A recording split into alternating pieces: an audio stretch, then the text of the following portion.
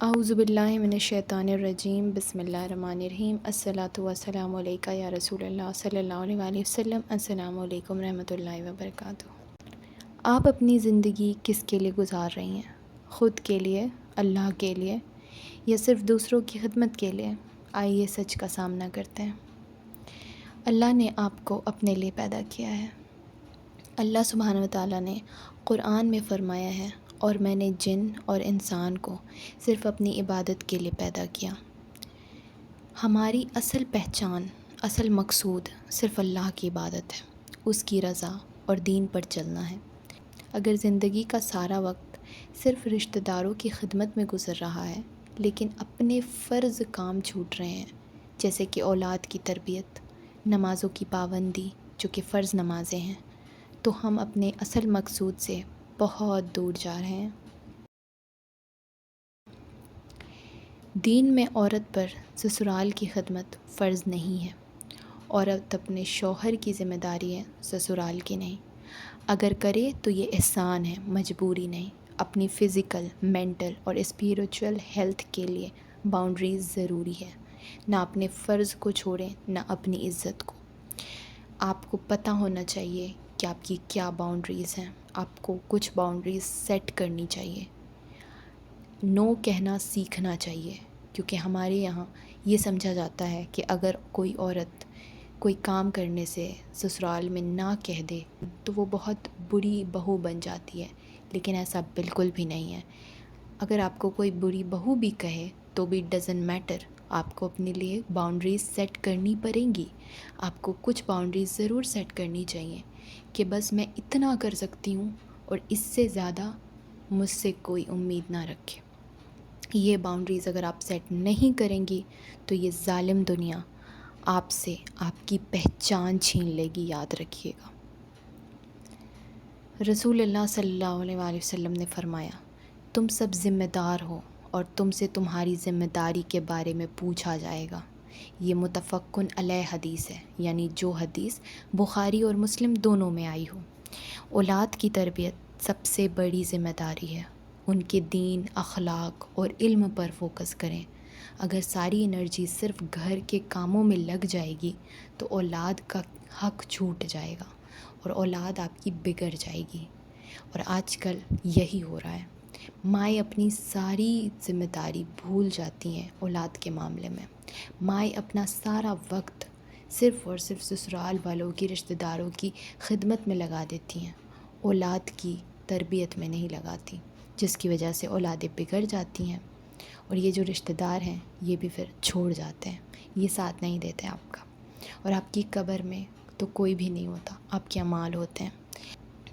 اور وہی اگر آپ نے اس اولاد کو اچھا بنا لیا ہوتا تو اس کا صدقہ جاریہ آپ کو آپ کے مرنے کے بعد قبر میں بھی کام آ رہا ہوتا۔ لیکن کہاں ہمارے یہاں عورتیں کہاں یہ باتیں سمجھتی ہیں، یا پھر میں یوں کہوں کہ انفارچونیٹلی علم کی کمی ہے۔ رسول اللہ صلی اللہ علیہ وآلہ وسلم نے فرمایا کہ جہنم میں زیادہ عورتیں ہوں گی۔ آخر کیوں؟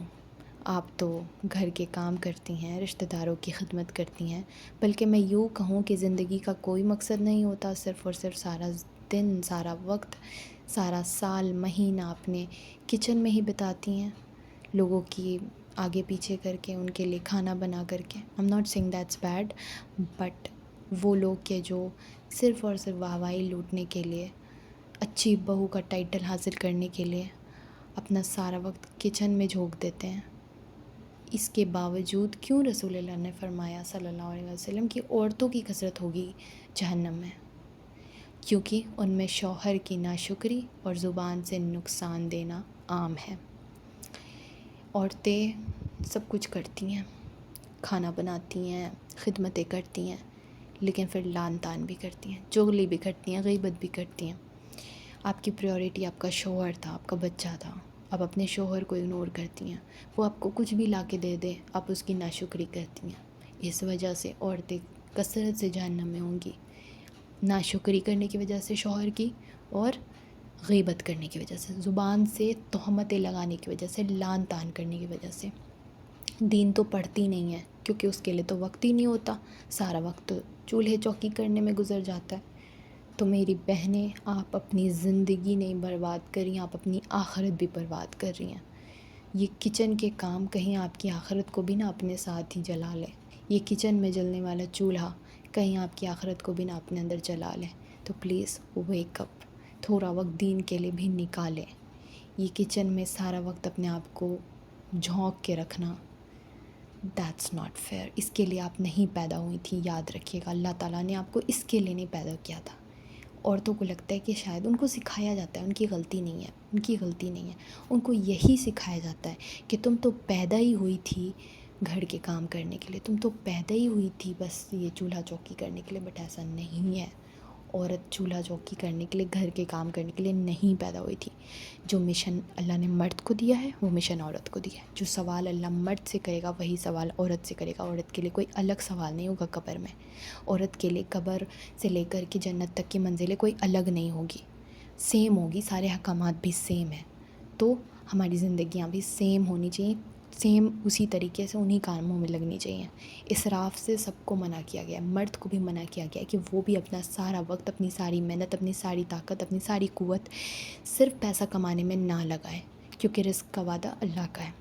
تو اسی طریقے سے عورت پہ بھی فرض ہے کہ وہ اپنی ساری محنت اور اپنا سارا جتنی بھی اس کے اندر ایبیلیٹی ہے وہ کچن میں نہ لگائیں، رشتہ داروں میں نہ لگائیں، سسرال والوں میں نہ لگائیں۔ اس کے اللہ سبحانہ و تعالیٰ کا بھی اس پہ حق ہے، اس کے دین کا بھی اس پہ حق ہے، وہ اپنے دین کے لیے بھی کچھ کرے۔ وہ اس کے لیے پیدا ہوئی ہے، وہ صرف کچن کے لیے نہیں پیدا ہوئی۔ یہ بات بہت ضروری ہے سمجھنا۔ تو اس لیے اپنی زندگی کا ڈائریکشن بدلنا ضروری ہے۔ اپنے رب کے لیے عمل کریں، نہ کہ صرف لوگوں کو خوش کرنے کے لیے۔ اپنی زندگی میں ایمبیشن رکھو۔ عورت کا مقصد صرف روٹی پکانا، برتن دھونا یا صرف لوگوں کی سروس کرنا نہیں ہے۔ اپنی زندگی میں ایمبیشن رکھنا۔ عورت کا مقصد صرف روٹی پکانا، برتن دھونا یا صرف لوگوں کی سروس کرنا نہیں ہے۔ عورت کا مقصد اس سے بہت اوپر اور اعلیٰ ہے۔ جس طرح سے مرد کا مقصد ہے ویسے ہی عورت کا بھی مقصد ہے۔ آپ اپنے اسکلز سیکھو، اپنے خوابوں کو پورا کرو۔ جو عورت اپنے لیے سٹینڈ لیتی ہے، اپنی زندگی کا وژن بناتی ہے، وہ اپنے گھر والوں کے لیے بھی بہترین مثال بنتی ہے اور دنیا کے لیے بھی۔ ایک کمزور ماں ایک کمزور اولاد کو ہی پیدا کرتی ہے، اور ایک طاقتور ماں ایک طاقتور اولاد کو پیدا کرتی ہے۔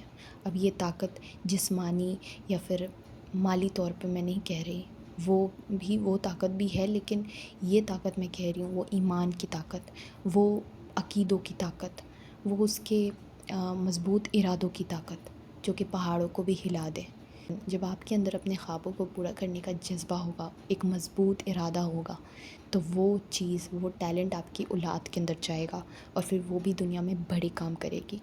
آپ پوری ہسٹری اٹھا کے دیکھ لیں، وہ سارے لوگ جنہوں نے بڑے بڑے کام کیے ہیں، ان کے پیچھے ان کی مائیں ہوا کرتی تھی، جن کے ارادے بہت مضبوط ہوتے تھے، جنہوں نے اپنی اولاد کو بزدلی نہیں سکھائی بلکہ دانش مندی سکھائی اور بہادری سکھائی۔ اپنی زندگی کا بیلنس اللہ کے فرض، اپنے حقوق اور دوسروں کے حقوق کے بیچ میں رکھو۔ لوگوں کی خدمت کرو، لیکن اپنی عبادت، اپنی صحت، اپنی زندگی کا مقصد کبھی نہ بھولو، کیونکہ قیامت کے دن آپ سے پوچھا جائے گا کہ آپ نے وقت کیسے گزارا۔ آپ کے رشتہ داروں سے نہیں پوچھا جائے گا، اور آپ کے کیے ہوئے کا بوال ان پہ نہیں آئے گا۔ بس یہ چھوٹا سا میسج تھا، آئی ہوپ کسی کے کام آ جائے۔ السلام علیکم رحمۃ اللہ وبرکاتہ۔